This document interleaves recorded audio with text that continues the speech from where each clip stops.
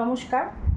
আজকে কোনো নাচ গানের ভিডিও না, আমরা দুজনেই নিপাট একজন রবীন্দ্রপ্রেমী হিসেবে কিছু ছোট্ট কিছু কথাবার্তা বলতে চাই এবং তার সাথে আমাদের দুজনেরই থাকবে কিছু ছোট ছোট গানের ক্লিপস, অবশ্যই রবীন্দ্রসঙ্গীত, যেহেতু আজকে আমাদের কবিগুরু রবীন্দ্রনাথ ঠাকুরের 164তম জন্মবার্ষিকী।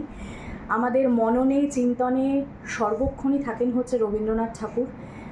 আমাদের যখন থেকে জ্ঞান হয়েছে, যখন থেকে বিদ্যাশিক্ষা লাভ শুরু করেছি, তখন থেকেই রবীন্দ্রনাথ, জীবনের মধ্যভাগেও রবীন্দ্রনাথ, প্রেমের সময় রবীন্দ্রনাথ, বিরহেও রবীন্দ্রনাথ এবং আশা করি জীবনের শেষ ভাগেও থাকবেন রবীন্দ্রনাথ। একদম। তো কবিগুরু হিসেবে উনি তো আমাদের শিরস্থানে রয়েছেন। আর অবশ্যই আমরা চাইব রবীন্দ্রনাথ ঠাকুরকে আরও বেশি বেশি করে আমাদের জীবনে প্রতিফলিত করে তুলতে।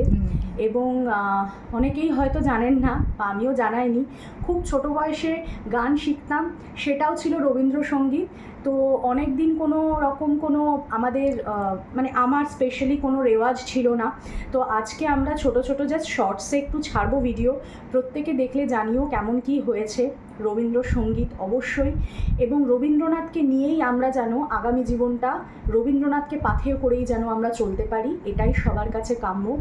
আজকে এই যুদ্ধ পরিস্থিতিতে সব কিছুতেই যেন রবীন্দ্রনাথ, সব কিছুর মধ্যেই রবি ঠাকুর আমাদের প্রাণের ঠাকুর।